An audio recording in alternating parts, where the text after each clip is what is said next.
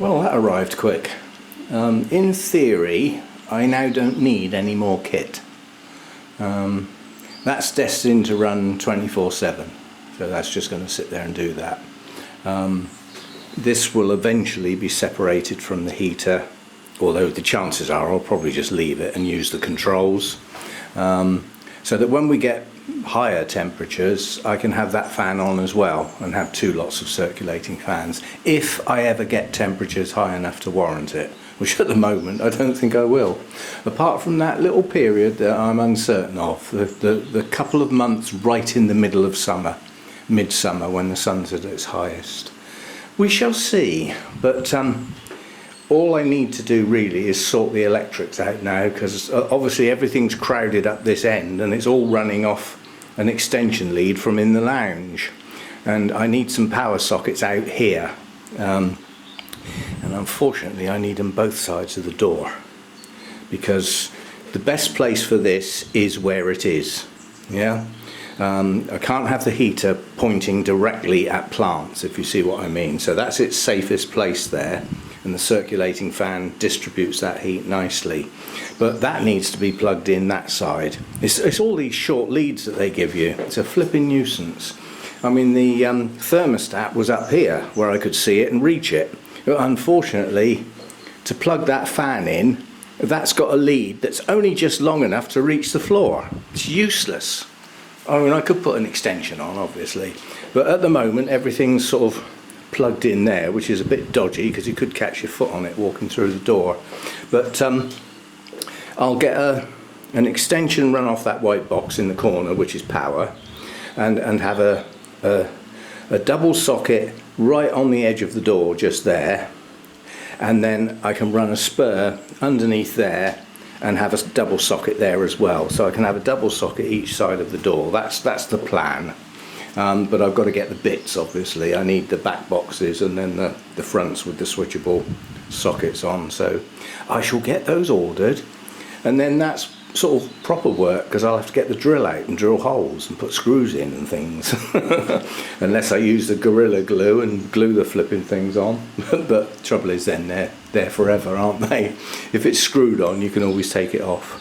But yeah, so that's the plan. Get the electrics sorted out, which will take care of these short cables that you get on everything nowadays. You know, I mean, the hydrostat is down there because it had to reach across to the extension lead. Well, now that I've moved the thermostat down lower and the extension lead moves across, I can move that back up to the corner of the table where I can reach it and see it.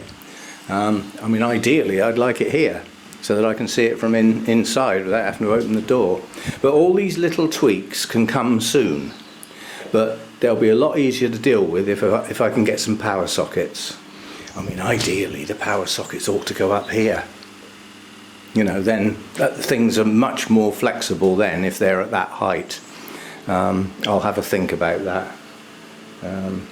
The trouble is I've got to run cables from that corner box to the box, and then I'd have to run another one from there down alongside it and under there and back up there again, and all of those would have to be boxed in like that, which is all extra work, if you see what I mean.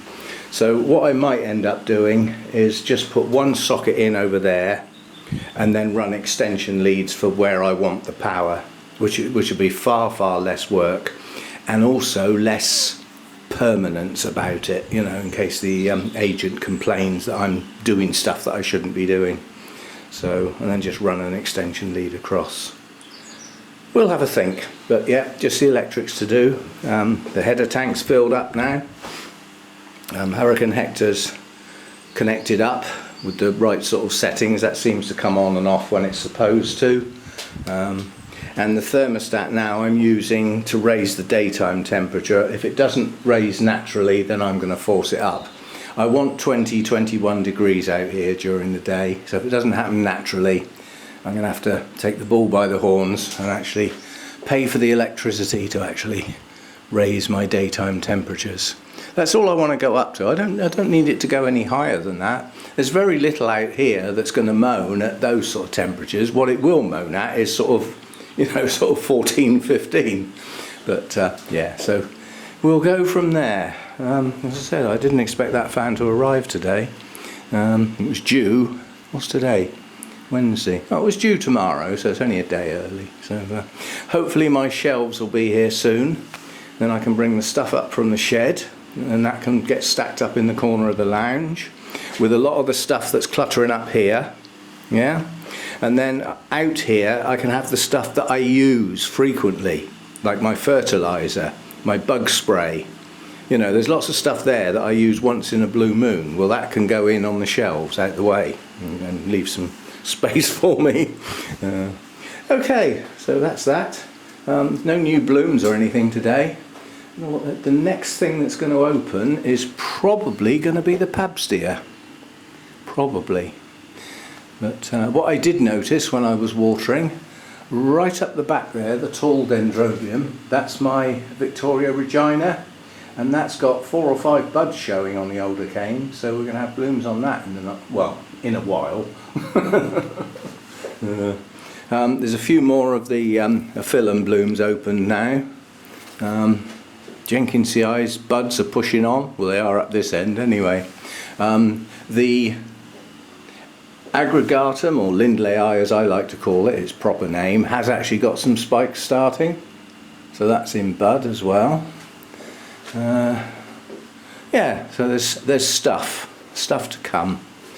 And yeah, I must admit this environment out here still doesn't feel right. It still doesn't feel that sort of clammy humid that I used to get around the other place. It feels light and airy in here, which is okay. It's just different. The other place was always warmer, you know, apart from the middle of the night when it dropped down. Daytime temps were all, you know, like today, the sun's out. You know, I'd have been fighting 28, 29 degrees for at least 6 hours of the day around the other place. So everything would have had to have been fired up to try and keep it cool. I haven't got any of that to worry about. I've made a bit of a boo-boo with the bonsai. The bonsai I've got lots of weeds in. Now I got some weed killer for that lot. All the stuff that's in the gravel beds that is effectively weeds, I wanted a weed killer that deactivates immediately on contact with the soil. So not a glyphosate, is it? That's the nasty stuff. It's the good stuff, but it's the nasty stuff, and it messes the soil up. So I wanted one that deactivates, so I got that. While I was out there, it's supposed to have an effect within an hour, you know, and then carry on working, sort of thing. You have to remember, you just have to remember to do it when it's not going to rain for quite a while. But because I had quite a lot of weeds in the bonsai pot, I thought, oh, I'll just do the surface of those and kill those weeds off. That'll help. Of course, now I'm sort of in a position where I've either got to waste that or I've got to delay repotting. And my Deshojo over there, I think I've already missed the chance to repot that this year. It was a right pain because that really needed doing. If you look, if I can zoom in closely, you can see the leaves on it. So strictly speaking, it's already too late. I've already missed my chance on that one. Now these little bonsai here, on this stand here, the 2 maples there can be done. Strictly speaking, they don't need to be. The little one there, the little Zelkova, that has to be done. The pot's broken and it's so pot bound, I can't get water into it, it just runs off. So that little one can be done. And those are always late, the leaves come late, so I've got plenty of time for that. If I wanted to do my beech tree, I could. There's no bud break there yet, so I've got a chance to do those 2. And then my conifer is an April job anyway, so that I've got plenty of time to do that. And unfortunately my hornbeam, the leaves are open, so I've missed my chance there. And that's another one that's very difficult to water. So what I'm going to have to do is scrape the surface and get all the moss off and try and get like a little bit of the surface soil off to leave a rim so that the water will sit on it and not all pour over the edges.